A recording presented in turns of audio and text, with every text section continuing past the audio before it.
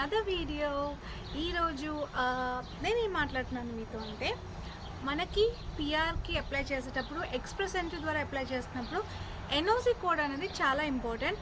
So చాలామంది ఈ NOC code విషయం దగ్గరకు వచ్చేసరికి చాలా కన్ఫ్యూజ్ అవుతూ ఉంటారు. బికాజ్ ఏమవుతుందంటే ప్రాక్టికల్గా చూస్తే మీరు చాలామంది చదువుకున్నది ఒకటి ఉంటుంది, బట్ జాబ్ చేస్తే మన ప్రొఫైల్, మన జాబ్ చేస్తున్న ప్రొఫైల్ డిఫరెంట్గా ఉంటుంది. సో ఇదొక సినారియో. అండ్ సెకండ్ థింగ్ ఏంటంటే, మీకు డిఫరెంట్ ఎన్ఓసి కోడ్స్లో ఎక్స్పీరియన్స్ ఉండొచ్చు. లైక్ ఫర్ ఎగ్జాంపుల్, మీరు ఒక సర్టన్ పీరియడ్ ఆఫ్ టైం వరకు బిజినెస్ అనలిస్ట్గా చేసి ఉండొచ్చు. అండ్ ఆఫ్టర్ దాట్ మీరు ఒక ఐటీ ప్రొఫెషన్లో చేసి ఉండొచ్చు, ఎక్స్పీరియన్స్ ఉండొచ్చు.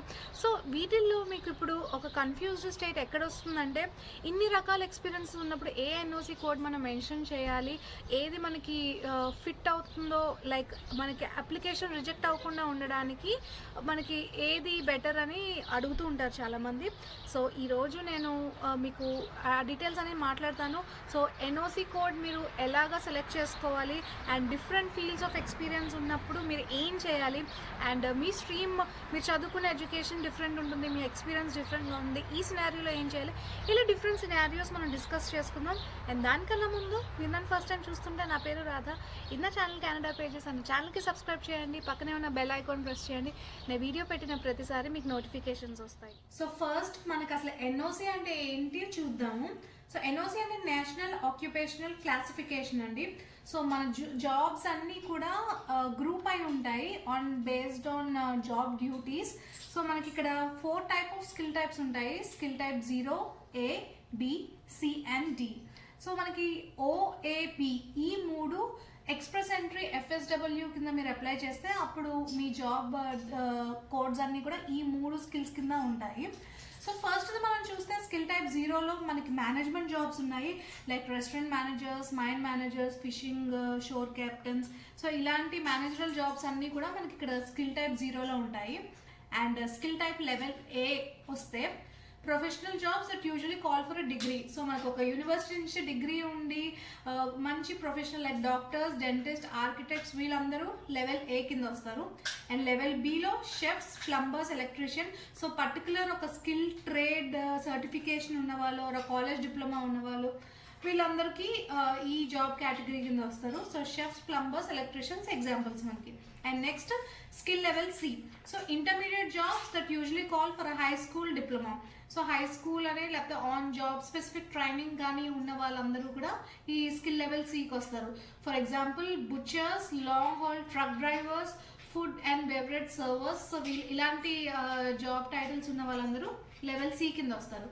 సో ఇప్పుడు లెవెల్ Dలో మనకి లేబర్ జాబ్స్ అని, అంటే లైక్ ఫ్రూట్ పిక్కర్స్ అని, క్లీనింగ్ స్టాఫ్ అని, ఆయిల్ ఫీల్డ్ వర్కర్స్ అని వీళ్ళందరూ కూడా స్కిల్ లెవెల్ D కింద వస్తారు. అండ్ ఇప్పుడు మనం చూస్తే ఇంకా మీరు కింద ఈ పేజ్ లింక్ నేను మీకు డిస్క్రిప్షన్లో ప్రొవైడ్ చేస్తాను, మీరు చెక్ చేసుకోవచ్చు. సో ఇక్కడ కింద చెక్ చేస్తే మీకు ఎన్ఓసి కోడ్స్ అన్నీ కూడా మనకి ఇక్కడ ఉన్నాయండి. సో ఇక్కడ సర్చ్ పేజ్ ఆప్షన్కి మనం వెళ్ళిన తర్వాత అక్కడ మీ జాబ్ టైటిల్ని మీరు ఇస్తే అక్కడ స్కిల్ టైప్ ఎన్ఓసి కోడ్ మనకు వస్తుంది. ఫర్ ఎగ్జాంపుల్ ఇప్పుడు నేను ఇక్కడ సాఫ్ట్వేర్ ఇంజనీర్ ఇచ్చాను అనుకోండి, సాఫ్ట్వేర్ ఇంజనీర్కి ఉన్న ఎన్ఓసి కోడ్ మనకు వస్తుంది. సో అది వచ్చిన తర్వాత మనం జాబ్ డ్యూటీస్ అన్ని చాలా క్లియర్గా మనం చదవాలి. సో ఇక్కడ నేను సాఫ్ట్వేర్ ఇంజనీర్ అని ఇచ్చిన తర్వాత నాకు 2 ఆప్షన్స్ వచ్చాయి. ఒకటి computer and information systems managers and second thing software engineers. So మీరు చాలా క్లియర్గా చూడాలి ఏంటి అని. సో 2173 ఎన్ఓసి కోడ్ వచ్చి, సో ఇది క్లిక్ చేసిన తర్వాత మనకి ఇక్కడ కంప్లీట్ జాబ్ డీటెయిల్స్ అన్నీ ఉంటాయి దీనికి సంబంధించి. సో ఈ మెయిన్ డ్యూటీస్లో మీకు మినిమం అట్లీస్ట్ 70% వరకు కూడా మీరు చేస్తున్న ఎక్స్పీరియన్స్కి దీనికి మ్యాచింగ్ ఉండాలండి. సో ఇప్పుడు మనం ఎక్స్ప్రెస్ ఎంట్రీలో FSW కింద మీరు అప్లై చేసినప్పుడు వర్క్ ఎక్స్పీరియన్స్ అనేది ఎలా కౌంట్ అవుతుంది మనం చెక్ చేద్దాము. స్కిల్డ్ వర్క్ ఎక్స్పీరియన్స్కి వెళ్తే సో వాళ్ళు ఇక్కడ ఏమంటారంటే, your skilled work experience must be, first point ఏంటంటే, in the same type of job as the job you want to use for your immigration application, that is primary occupation. So same NOC code work experience ఉన్నదే మీరు ఆ టైపే select చేసుకోవాలి immigration అప్లికేషన్కి. Second point అంటే within the last 10 years, అంటే మీ ఎక్స్పీరియన్స్ విత్ ఇన్ ద లాస్ట్ 10 yearsలో ఉండాలి. ఓకే, అండ్ పెయిడ్ వర్క్ అయి ఉండాలి. ఇది వాలంటరీ వర్క్ కాకుండా మీకు పెయిడ్ వర్క్, మీకు వేజెస్ ఆర్ శాలరీస్ మీకు రావాలి. And at least 1 year of continuous work.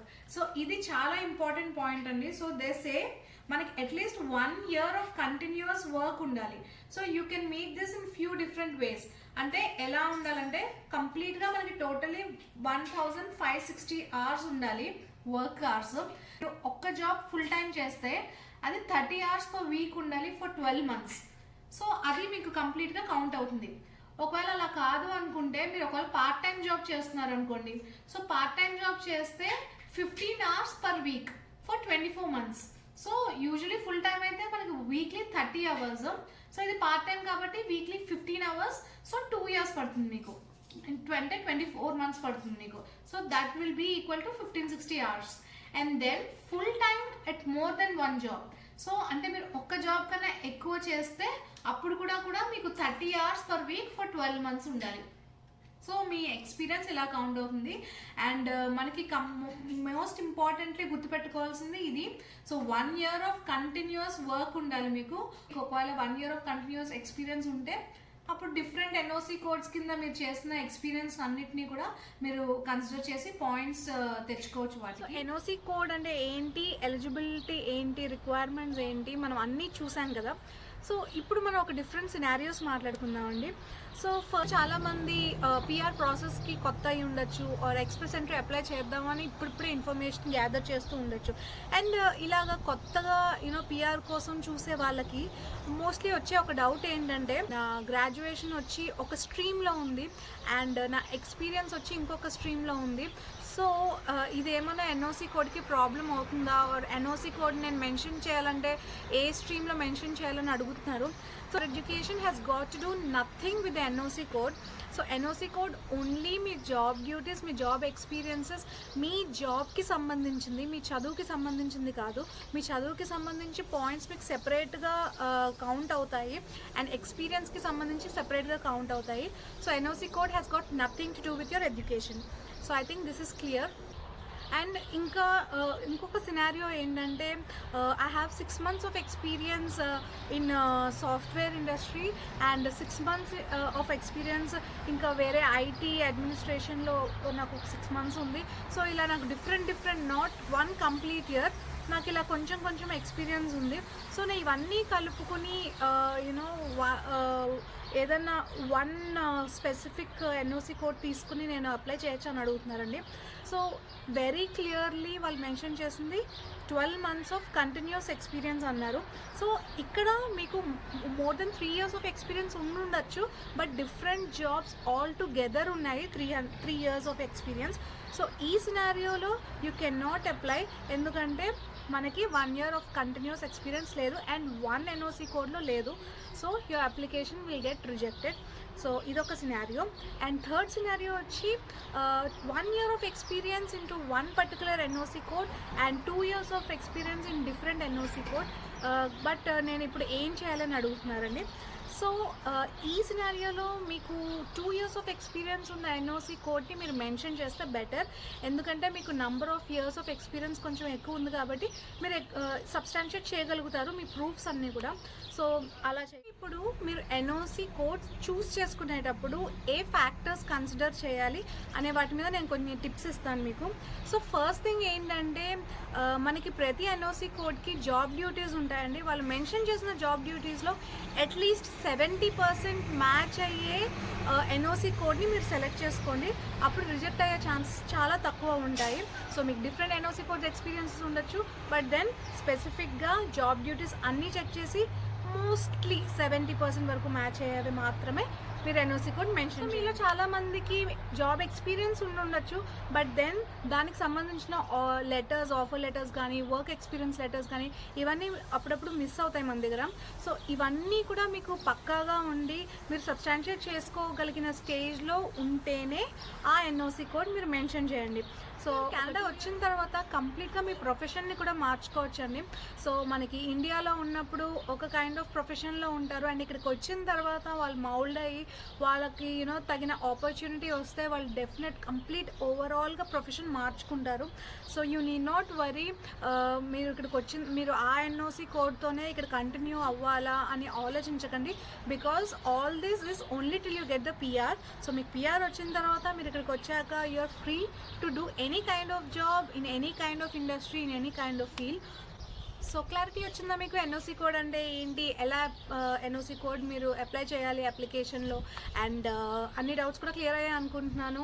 And మీకు ఏమైనా డౌట్స్ ఉన్నా సరే కింద కామెంట్ సెక్షన్లో కామెంట్ చేయండి. I'm ready to answer as far as I know. నేను ఆన్సర్ చేయడానికి ట్రై చేస్తాను. అండ్ ఇంకా మీకు ఏం టాపిక్స్ మీద ఒక క్లారిటీ కావాలి, నేను వీడియో చేయాలనుకుంటున్నారో కూడా మీరు కింద కామెంట్ చేయండి. And thank you so much guys for your support. So I been receiving a lot of comments, ఇది చేయండి, ఈ వీడియో చేయండి, ఆ వీడియో చేయండి అని అడుగుతున్నారు. I'm just taking some time because even I have to research కొన్ని నాకు తెలియని విషయాలు కూడా నేను తెలుసుకుని మీకు ఇన్ఫర్మేషన్ ఇద్దామనే ప్రాసెస్లో నేను ఉన్నాను. కాబట్టి I'm taking little more time to come out with those videos. And as usual నా ఛానల్కి ఫస్ట్ సబ్స్క్రైబ్ చేయండి, సబ్స్క్రైబ్ చేయకుండా చూస్తున్న వాళ్ళందరూ. అండ్ నేను ఇంకొక కొత్త వీడియోతో మళ్ళీ మీ ముందుకు వచ్చేస్తాను. అంతవరకు బాయ్.